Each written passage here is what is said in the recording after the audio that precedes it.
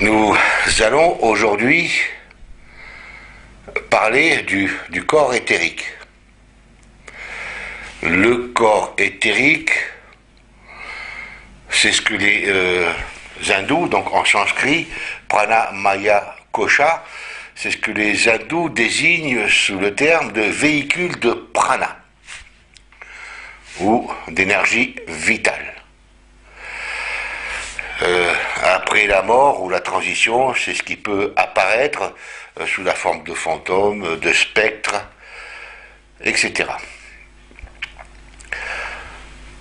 Pour bien comprendre le fonctionnement de l'entité individuelle que nous sommes, il est important de saisir les fondements de cette connaissance ésotérique qui est fondamentalement différente de ce que nous pouvons trouver sur le parvis de certains cercles ésotériques où travaillent et cheminent les chercheurs en occultisme.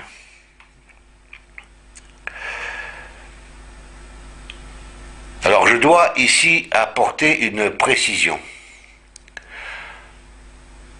En effet, le mot occultisme étant galvaudé et employé pour désigner un ensemble de pratiques souvent déplorables, il est bon de préciser une chose.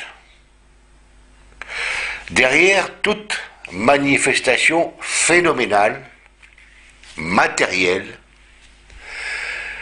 existe une partie causale, énergétique ou spirituelle selon les écoles.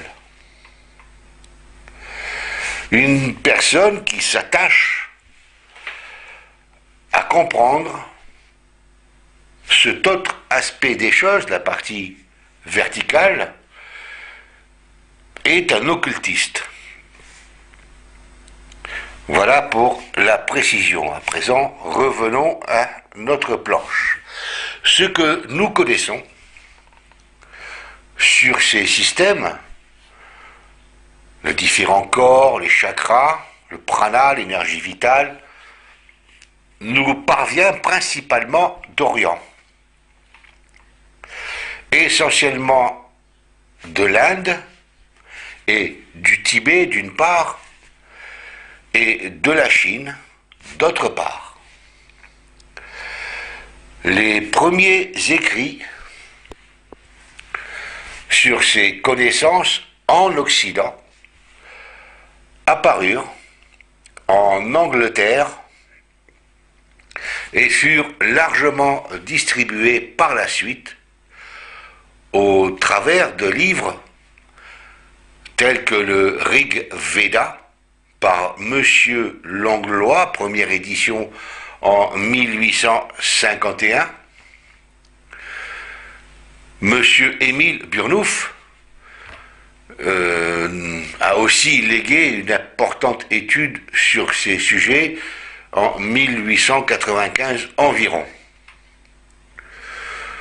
Nous trouverons ensuite diverses adaptations des traditions originelles, notamment chez Madame Elena Petrovna Blavatsky, Annie Besant, Arthur Powell, Leadbeater, Swami Vivekananda, qui pour la plupart étaient des théosophes dans les premiers temps de la théosophie. Mis à part Swami Vivekananda qui était un maître de yoga, un érudit du Rig Veda et du Veda. Alors par la suite, des écrivains ont repris à leur compte, après avoir observé mais non pas pratiqué ces connaissances, et ils ont fleuri à leur manière ce qu'ils avaient observé, ce qui était primordial. Ils ont fleuri en fonction des concepts qu'ils avaient et qui étaient les leurs à ce moment-là de leur vie, enjolivant, décorant et de fait malheureusement ensevelissant l'essentiel, le noyau, l'âme de ces connaissances. Mais, bien entendu, ne pouvant réduire à néant ce qui est immanent à la chose elle-même. On ne peut pas tuer l'âme ou l'esprit des choses. Vous avez compris que nous allons cheminer sur les textes qui sont au plus proche des sources pour comprendre le message et tenter de nous en inspirer pour nos futurs travaux.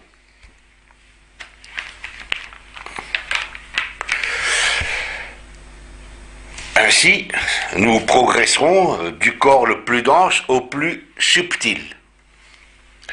Et ceci au travers de 4 conférences qui seront données à partir de la fin du mois de mars jusqu'au mois de juillet, septembre. Nous n'avons pas encore des dates bien arrêtées. Nous allons aujourd'hui aborder cette première approche au travers des textes fondamentaux et des descriptions qu'ils contiennent en substance. Nous commençons par la composition globale de l'entité que nous sommes, entité humaine, une entité globale.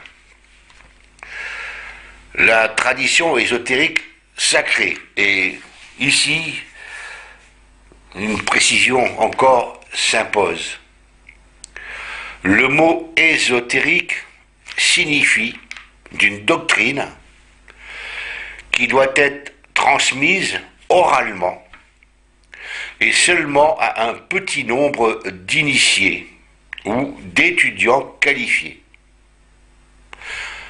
Francs-maçons, par exemple, Rose-Croix et autres confréries philosophiques ou initiatiques. Je disais donc que la tradition ésotérique nous enseigne que nous sommes une âme dans un corps, mais pas l'inverse. Le corps ne possède pas une âme, nous sommes cette âme. Autrement dit, chaque être humain est une âme incarnée dans un véhicule dense pour une évolution particulière. Évolution qui appartient à l'âme particulière.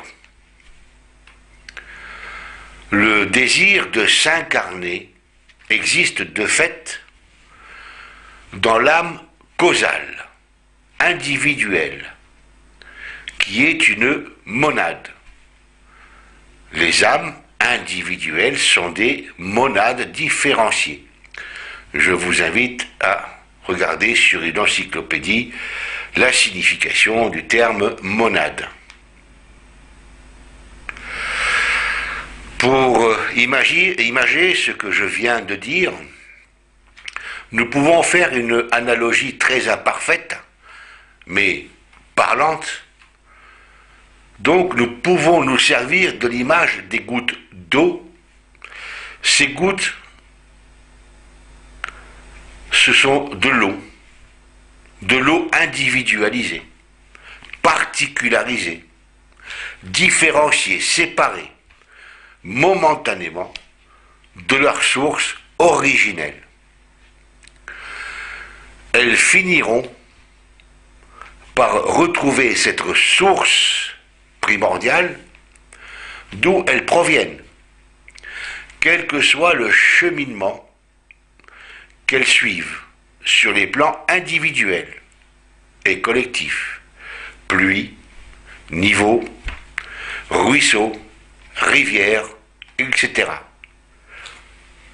De même que l'écume au-dessus d'une vague finira toujours dans la source qui la porte, qui lui donne naissance, la mer.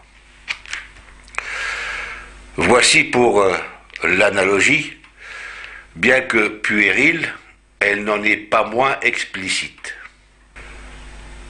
Je disais donc que le désir de connaissance ou d'auto-connaissance de cette monade pousse les âmes individuelles à s'incarner dans un véhicule, et ceci va s'effectuer par une densification du niveau causal allant ou descendant vers un monde physique, ceci en passant par diverses étapes et degrés ou plans d'existence.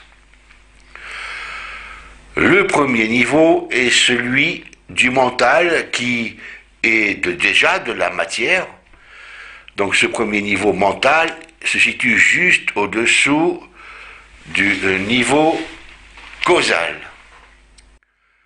Cette matière est le résultat de la densification de l'esprit. Ici, dans le milieu occulte et ésotérique, le mot esprit a une autre signification que celle que lui accorde la religion. Au sens ésotérique,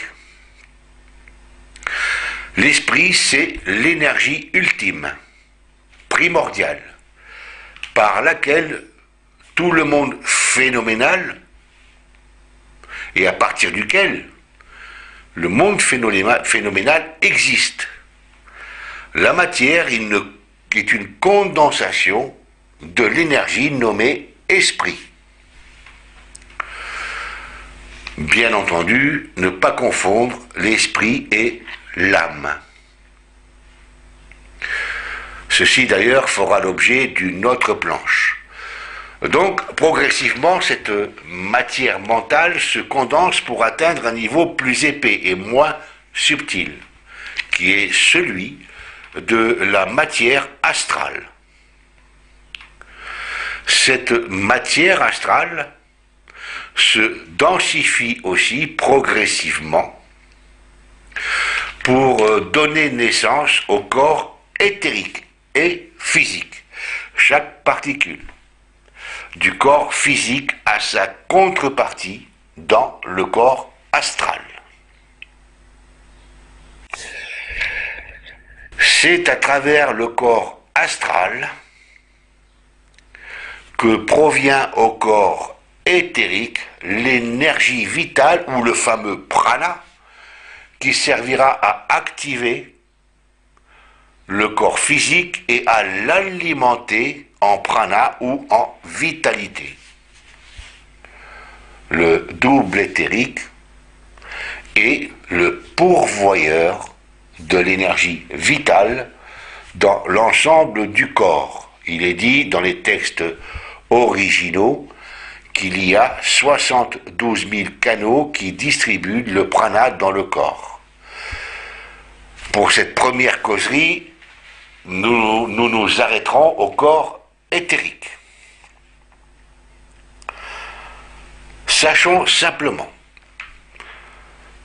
que le corps mental est celui d'où proviennent toutes les informations proches du niveau causal, et que ces impulsions mentales peuvent être saisies par un cerveau bien préparé et sachant faire la différence entre ce qui provient du corps de désir ou corps astral, qui est constitué de multiples désirs, kama, mana en sanskrit, donc sachant faire la différence entre le corps astral et les informations du niveau mental. Ce qui peut se traduire par des flashs, des révélations, etc. Ce sont des informations qui proviennent du causal de l'âme incarnée et qui descendent à travers le mental, astral, éthérique et cerveau physique. Entendons-nous bien, le niveau mental ici n'est pas le tumulte du cerveau physique, mais bien le mental qui se situe juste au-dessous du plan causal. Mais là n'est pas notre propos, et revenons là encore une fois à notre planche. À présent, nous allons aborder la nomenclature telle que définie par le système traditionnel, notamment et principalement par les théosophes. Donc les théosophes qui ont été pour l'Occident la source principale, et donc ce que nous allons voir vaut pour le corps physique. La partie dense ou corps physique se compose de 7 degrés ou niveaux, ou ordre de densité. Je vous les livre dans l'ordre du plus épais, du plus dense au plus subtil. Le corps dense ou physique se compose de solide, de liquide et de gazeux. Le corps éthérique se compose de matière éthérique, super-éthérique, sous-atomique et atomique. Le corps physique se compose de ces 7 plans et sous-plans. Chaque particule du corps, chaque particule solide du corps, est enveloppée et pénétrée de matière éthérique qui vibre en permanence. Je vous invite à lire le double éthérique d'Arthur Powell. Ceci, donc, est la description physique telle qu'elle est enseignée dans certaines écoles ésotériques, notamment chez les théosophes, pour ne parler que des pays occidentaux. Le corps éthérique. Le corps éthérique se compose ou se divise, comme nous venons de le voir, en 4 niveaux, ou 4 parties, 4 genres de matière, ou degrés. Et nous sommes toujours dans la matière, même si cette dernière n'est pas visible à l'œil.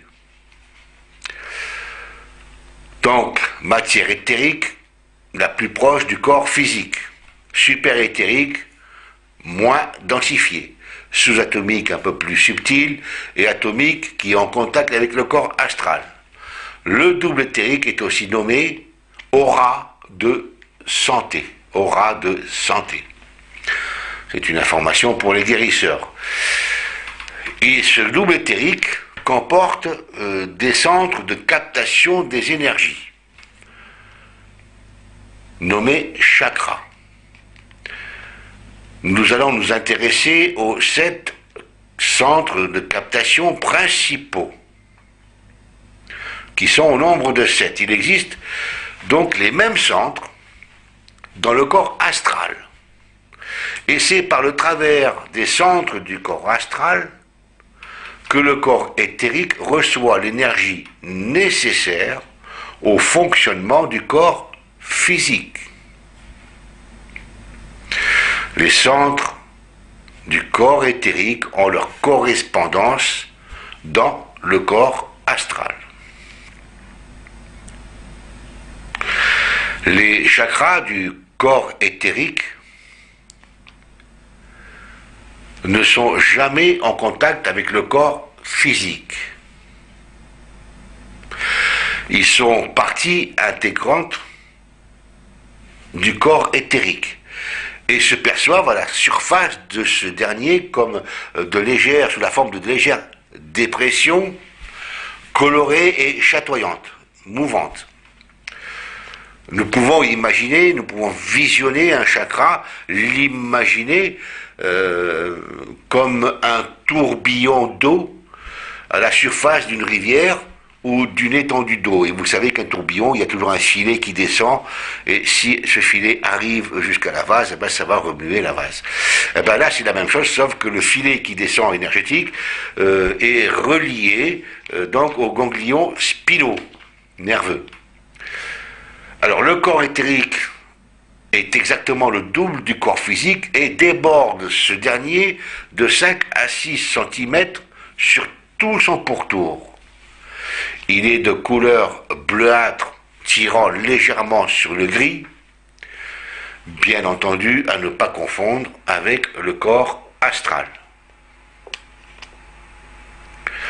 Alors, par ailleurs, Il faut savoir que le corps éthérique et le corps astral sont séparés par un voile de matière protectrice, selon la tradition théosophique.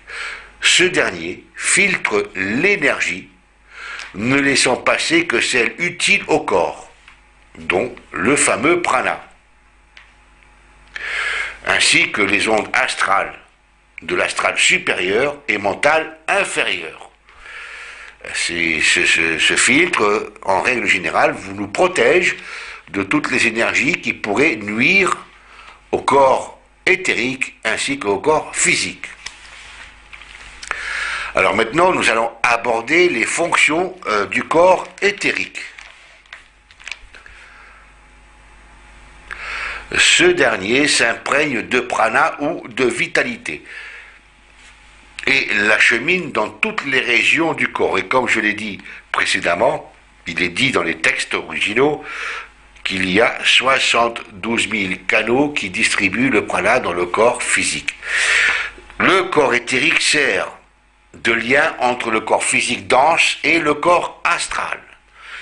Il transmet au corps astral la conscience des contacts sensoriels physiques.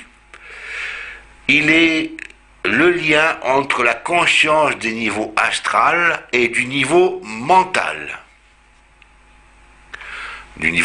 inférieur, avec le cerveau physique, ainsi qu'avec le système nerveux. Le corps éthérique étant le véhicule du prana ou de la vitalité. Il ne peut, sans que le corps physique n'en subisse les conséquences fâcheuses, se séparer des parties auxquelles il transmet les courants vitaux. Toutefois, ce dernier peut être séparé du corps physique lors d'un accident, par exemple, par des anesthésiants. Il peut être aussi déstabilisé par une forte émotion, un choc émotionnel, etc. Et il est définitivement séparé du corps physique lors du décès. Cette séparation déclenche le processus de dégradation du corps physique.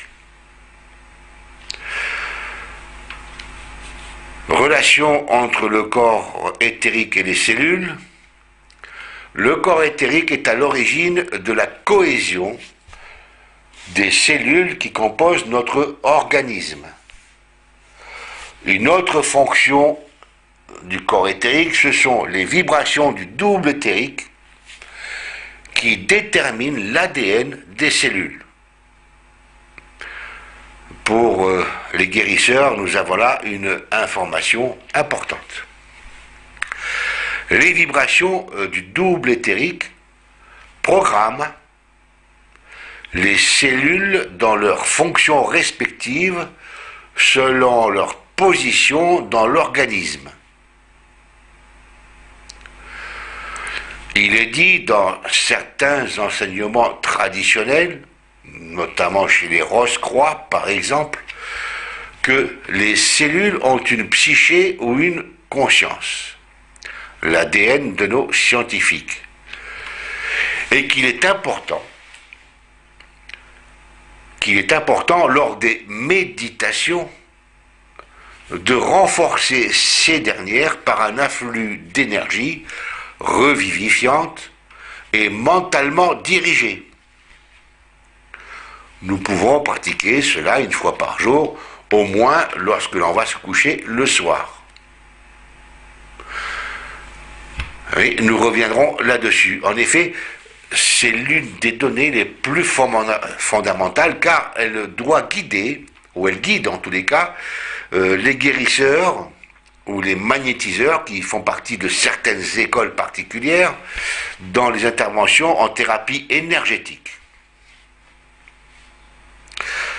Les énergies, à présent, les énergies qui nous proviennent et que nous utilisons, il existe au moins 3 forces séparées et distinctes qui proviennent principalement du Soleil et parviennent à notre planète. La tradition parle du logo ou du Manu du système solaire, planétaire, galactique, etc. Il y aurait d'une manière pyramidale des genres de responsables de la construction des systèmes galactiques, etc. Et en descendant comme ça jusqu'au système planétaire. Nos énergies principales nous proviennent donc du Soleil, selon toujours la même tradition. Quant aux autres énergies, bien que réelles, elles ne sont pas forcément assimilables par les organismes terrestres. Et parfois, elles peuvent être même très nocives.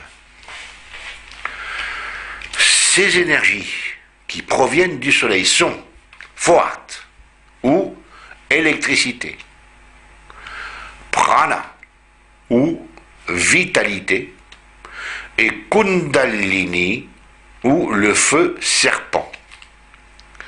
Ces trois forces restent distinctes et ne peuvent se transformer en aucune des autres forces. Elles restent distinctes essentiellement. Alors, foire ou électricité comprend en somme toutes les énergies physiques connues. Prana ou vitalité. Et la force vitale, dont l'existence malheureusement n'est encore pas officiellement reconnue par la science officielle.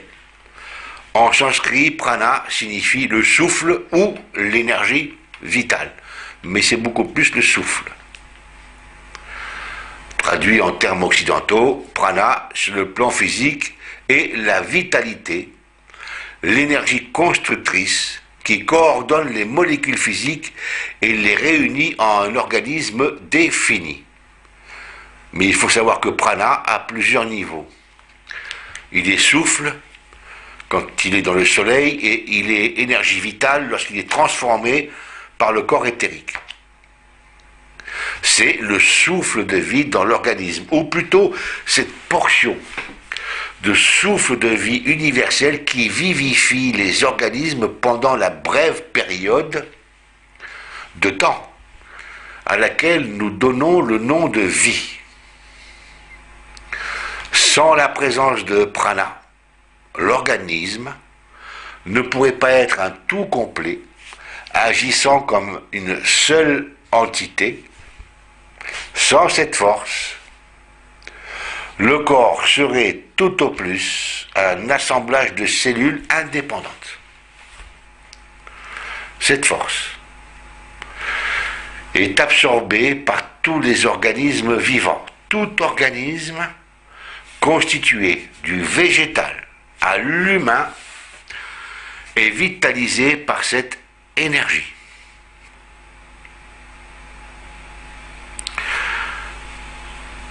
C'est le corps éthérique qui provoque la différenciation et la formation des divers tissus, des organismes, des plantes aux animaux, humains y compris.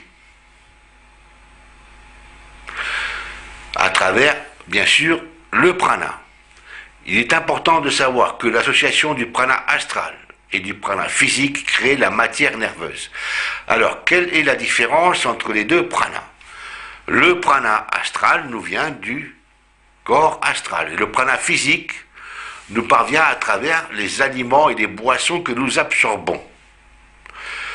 Donc l'association du prana astral et du prana physique crée la matière dense nerveuse et gaine ensuite les nerfs de matière éthérique. Donc toute la vitalité constructrice dans l'homme et dans tout organisme vivant se résume en cette énergie, le prana, véhiculé par le corps éthérique. La doctrine secrète, nous allons la citer, dans le dogme fondamental de sciences occultes, dit la chose suivante. Le soleil est le réservoir de la force vital du Soleil émanent les courants vitaux qui vibrent à travers l'espace, comme à travers les organismes de tout être vivant en ce monde. À présent, nous allons citer Paracelse. Paracelse disait la chose suivante: tout le microcosme est potentiellement contenu dans la liquor vitae, un fluide nerveux, dans lequel se trouve la nature, la qualité, le caractère et l'essence de tous les êtres. Paracelse lui donnait encore le nom d'archer. Nous allons maintenant parler de la Kundalini ou feu serpent. Cette énergie n'est connue que de très peu de personnes. La science occidentale l'ignore absolument. Cette énergie pénètre, selon la tradition, profondément dans la Terre. Elle serait à l'origine du noyau terrestre. Dans les volcans, parfois, nous en font une petite démonstration. Ensuite, une fois qu'elle a pénétré dans la terre, nous la recevons, nous la réabsorbons à travers la plante des pieds et le chakra racine. Cette énergie et son utilisation feront l'objet d'une conférence particulière, étant donné l'importance que revêt cette forme, notamment et surtout pour les dangers qu'elle revêt chez l'humain. Pardon. Oui, elle revêt un danger particulier parce que nous voyons des gens travailler d'une certaine manière et d'une manière surtout inconsidérée sur les chakras, pouvant déclencher des catastrophes psychologiques, mentales et physiques. Mais elles ne le savent pas. Donc nous allons parler justement de ces fameux chakras et de la réception des énergies à travers ces chakras. Les chakras sont placés selon la ligne médiane de la colonne vertébrale ou axe du corps. Et pour cause, les Indiens ont pour habitude de mentionner les centres sur lesquels ils travaillent pour élever leur Kundalini. Cela signifie qu'ils vont travailler centre après centre pour les développer, les purifier, les ouvrir, afin que la Kundalini puisse y passer. Si ça n'est pas fait, c'est une catastrophe. Il est important ici de mentionner le chakra splénique qui se trouve au-dessus de la rate à l'avant du corps. Car il n'y a pas de chakra dans le dos, tel que l'on peut voir dans certaines lectures. Ceux qui sont mentionnés ici sont les centres capteurs qui se trouvent sur le corps éthérique, sur le côté face, et qui sont reliés aux ganglions de l'épine dorsale par un filet d'énergie. N'oublions pas le fameux tourbillon sur une eau, calme ou turbulente. Donc, dans le double éthérique, de même que dans chacun de nos corps, jusqu'au corps mental, se trouvent certains centres de force ou chakras. Selon leur nom sanskrit, ce mot signifie roue ou disque tournant. Les chakras se trouvent placés à la surface du double éthérique à environ 6 cm du corps physique. Les forces qui se déversent à travers les chakras sont essentielles à la vie du double éthérique, donc du corps physique. Chaque être possède ces centres, quoique leur développement varie beaucoup selon les individus. Et là, je tiens à le répéter, c'est très important. Quoique leur développement varie beaucoup selon les individus et l'aptitude à travailler dessous des individus eux-mêmes. Et ici, nous avons une information importante qui peut éviter beaucoup de problèmes. Les chakras éthériques ont deux fonctions distinctes. La première, absorbe et distribue la vitalité. D'abord dans le corps éthérique, qui le redistribue dans l'ensemble du corps physique, maintenant ces derniers en vie. La seconde fonction consiste à amener dans la conscience physique la caractéristique qui est essentiellement liée au centre astral correspondant. Chaque centre du corps astral correspond à un centre éthérique. Et il est bon de le répéter.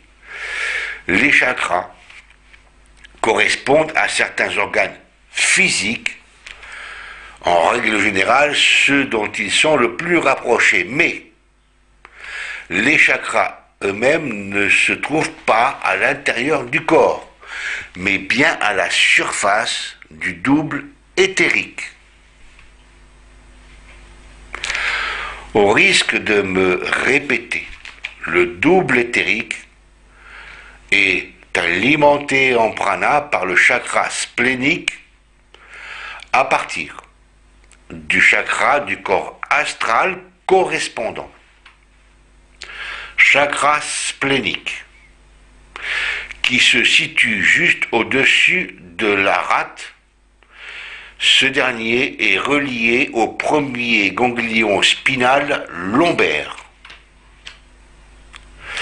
Ces centres, après avoir spécialisé l'énergie du prana qui provient du soleil, je bien dit après l'avoir spécialisé pour une utilisation adéquate, redistribue cette énergie aux autres chakras en fonction des spécificités de chacun de ces centres.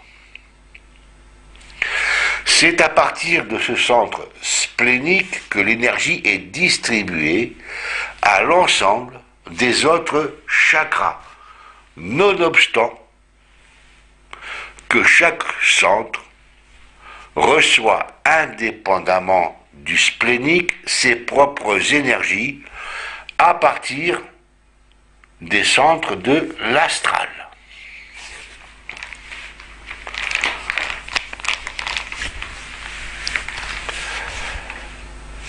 Le double éthérique a une autre fonction qui est celle de gainer les nerfs d'une énergie éthérique qui participe au fonctionnement des nerfs et de la communication permanente avec le corps de désir émotionnel ou corps astral. Donc, le prana vitalise le double éthérique et par lui le corps dense. La vitalité des diverses régions du corps sont subordonnées en grande partie au volume de prana qu'elles reçoivent. Le rôle joué par cette force distribuée est crucial pour le maintien de la vigueur physique ainsi que dans les guérisons. Savoir ceci est évidemment d'une importance capitale pour les guérisseurs, mais aussi pour travailler sur soi. L'énergie ainsi utilisée est ensuite évacuée par les centres spécifiques et chaque atome éthérique expulsé et remplacé par des atomes éthériques revivifiés par le prana ou énergie vitale. Selon Powell, dans son livre Le double éthérique, les atomes porteurs de prana sont rosés et pâlissent progressivement en s'avançant le long des nerfs et en distribuant l'énergie dans le corps et se séparent de leur contenu pranique. ils finissent par être expulsés du corps par les pores de la peau, ainsi que par d'autres parties du corps aussi, et forment ainsi ce que l'on nomme l'aura de santé, émanation donc d'un gris bleuâtre, c'est la radiance de l'aura. Chez un homme d'excellente santé, la rate fonctionne si généreusement ou très bien que la quantité des particules chargées de prana est supérieure aux besoins personnels de l'organisme de la personne. Les particules non employées sont évacuées du corps dans toutes les directions en même temps que celles épuisées de leur prana. La radiance d'un tel personnage est puissante. Une personne qui a un rayonnement aussi fort est pour tous ses contacts proches une source de force et de santé. En permanence, et souvent à son insu, il répand la vitalité sur toutes les personnes qui l'approchent. Et l'effet peut s'intensifier, bien entendu, s'il s'emploie à traiter par magnétisme ou par prana, avec une volonté dirigée.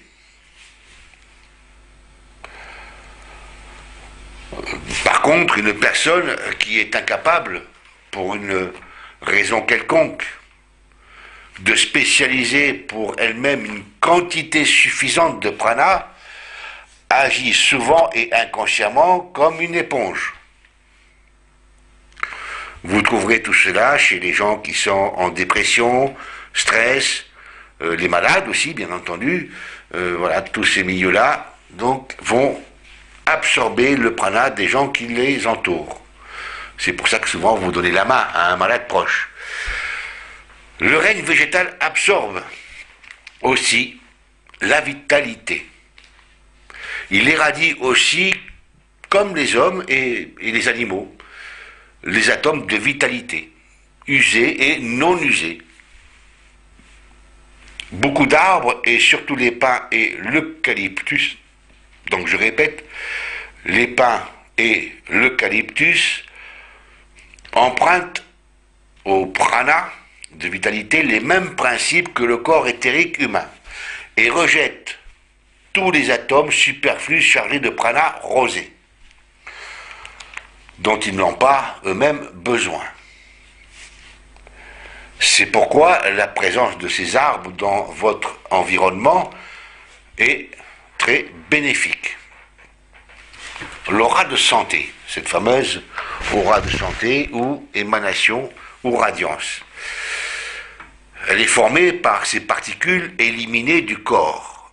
Et elle joue un rôle utile, celui aussi de protéger l'homme contre le déferlement pouvant engendrer des défectuosités dans son organisme. Chez les personnes qui assimilent convenablement le prana, ces particules sont rejetées à travers les pores en ligne droite et donnent ainsi à l'aura de santé un aspect strié. Tant que les lignes demeurent rigides, le corps est à l'abri d'influences physiques dommageables.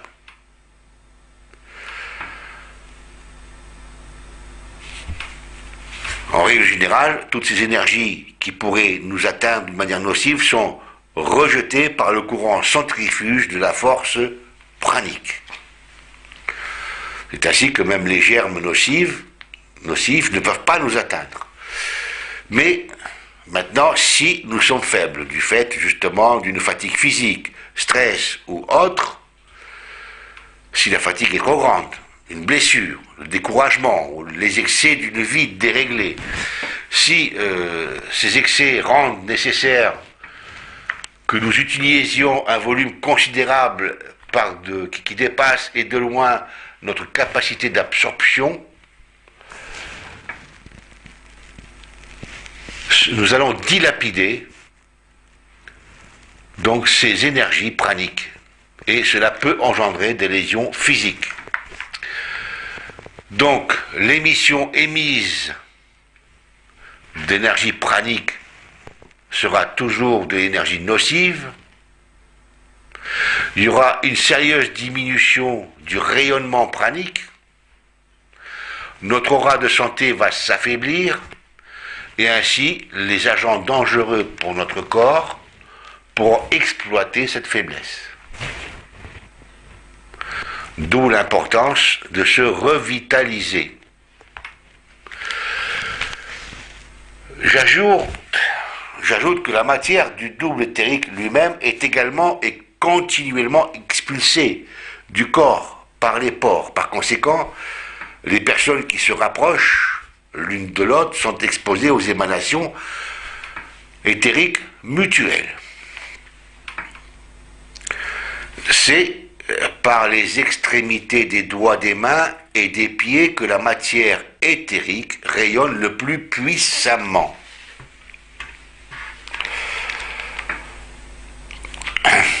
Bien, l'occultiste sait qu'il est dangereux de travailler sur les chakras. Et là, je voudrais appuyer cette partie de la planche. Il est dangereux de travailler sur les chakras d'une manière inconsidérée. L'occultiste sait que sans un réveil réel des aptitudes morales, psychiques et physiques conformes aux nécessités qui résultent d'une évolution intérieure de la personne chez qui les chakras doivent être développés, donc d'une évolution intérieure authentique et non d'une évolution de surface, il sait, disais-je, que les dangers sont grands. Ces dangers sont de nature physique et psychique. Les répercussions d'intervention sur les centres de force se font sur les plans astral, mental et physique. L'image véhiculée en Occident quant à ces énergies découle le plus souvent d'épiphénomènes observés et décrits selon les concepts du moment et après être passés par de nombreux intermédiaires qui n'ont jamais eux-mêmes été initiés par de véritables initiateurs ou formateurs, ayant eux-mêmes la connaissance intrinsèque. D'ailleurs, en réalité, peu ont réellement, véritablement été initiés par des enseignements extrêmement hermétiques que comporte ce domaine particulier. Il faut savoir que les initiateurs, que ce soit les Indiens ou même les Occidentaux, répugnent à donner leur connaissance sans savoir au préalable une certitude quant aux capacités sérieuses, et au sérieux d'ailleurs, mais surtout aux capacités sérieuses de réussite du postulant. Il y a une différence entre savoir et connaissance. La connaissance dans le domaine initiatique et énergétique résulte d'une communion avec l'identité causale de la chose étudiée, avec laquelle l'initiable rentre en communication intérieure, en syntonisation. C'est une symbiose. Le savoir découle d'une approche livresque ou analytique. Et le savoir ne débouche sur la connaissance que si l'on expérimente la chose dans sa causalité, occulte, ésotérique, au plus profond de son être. Vitriol, descends au plus profond de toi-même afin d'y trouver la pierre philosophale et de la purifier. Vous trouverez des connaissants analphabètes, n'ayant aucun savoir livresque. Et vous aurez de grands érudits n'ayant aucune connaissance vécue intrinsèquement. Ce sont en général ces gens-là qui s'expriment le plus en niant les connaissances justement de ceux qui l'ont réellement, donc des premiers. Et les rejetant. Ils exploitent d'une manière matérielle le savoir qu'ils ont acquis à travers les connaissants. Vous avez des scientifiques qui aujourd'hui s'intéressent à ces sphères de connaissances et font appel à des personnes versées dans ces domaines. Et ensuite, ils interprètent les résultats obtenus. Mais combien? Combien de ces scientifiques font la démarche non pas de savoir, mais de connaître par eux-mêmes? Être en recherche de l'absolu pour une évolution intérieure est une vocation. Et cela prend toute une vie. Donc à présent, nous allons parler des techniques énergétiques.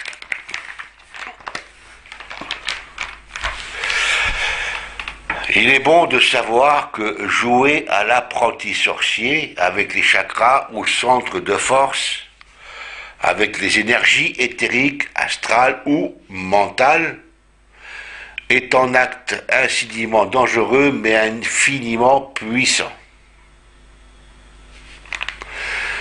Et dans la majorité des cas, en Occident, les personnes mal conseillées, mais de bonne foi, déclenchent, et sans moyen de retour, des phénomènes internes qui débouchent sur des dépressions, voire des dégradations physiques et mentales qui se répercutent sur l'ensemble des plans d'existence de la personne ainsi déstabilisée. Nous allons parler de la similitude des lois. Ce qui est en haut est comme ce qui est en bas. Nous allons prendre l'exemple de l'œil. Un œil a son propre fonctionnement. S'il a besoin de lumière, la pupille se dilate. Au contraire, face à une source de lumière puissante, elle se rétracte. Et si la source est trop forte, l'œil se ferme instinctivement. La nature a tout prévu. Il ne nous viendrait pas à l'idée de forcer l'ouverture de l'œil ou de dilater ou de rétracter une pupille ou la pupille d'une autre personne. Tout au plus pouvons-nous enlever une poussière qui gêne la vision. C'est la même chose pour les chakras. Ces derniers fonctionnent sur le même principe que l'œil. C'est comme un muscle. Nous pouvons donner à la personne les moyens de muscler un biceps, mais nous ne pouvons pas faire à sa place les gestes qu'il doit faire pour muscler son biceps. Imaginez une personne qui déciderait de vous introduire dans l'œil un rayon laser pour que vous puissiez capter plus de lumière, ou qui tenterait de vous dilater la pupille en vous disant que vous ne voyez rien et qu'elle va s'occuper de votre propre vision. De même qu'il y a des spécialistes pour les yeux, il y a des techniques particulières pour travailler sur ces centres d'énergie. Et en règle générale, c'est la personne elle-même qui doit purifier ses propres chakras, les travailler, et si elle n'est pas en mesure de le faire, vous pouvez lui indiquer comment faire. Vous pouvez éventuellement lui enlever une paillette ou de l'énergie qui vient obstruer un chakra, mais vous ne pourrez jamais ouvrir, fermer et encore moins inverser la rotation d'un chakra. Si vous demandez l'avis d'un maître initiateur, qui soit indien ou autre, si nous lui demandons un avis sur ce que nous pratiquons en Occident là-dessus, vous savez qu'ils nous prennent pour des gens dangereux, car eux connaissent les dangers inhérents à ces pratiques. Comme il a été dit au début de cette heure, le développement des chakras dépend du développement de chacun d'entre nous. Et il y aurait beaucoup à dire là-dessus. Nous allons à présent conclure. Il existe des exercices particuliers que vous pouvez pratiquer pour développer vos énergies, vos chakras. Mais faites-le toujours avec beaucoup de précautions. Et si possible, sous la houlette d'une personne initiée qui saura vous guider, mais jamais vous forcer. Vous guider véritablement, mais jamais s'imposer, ou n'a jamais vous imposer quoi que ce soit. C'est un domaine où la pratique doit vous emmener à votre propre liberté, mais jamais, au grand jamais, ne doit vous emmener à vous soumettre à qui ou à quoi que ce soit. Merci. Bonne soirée.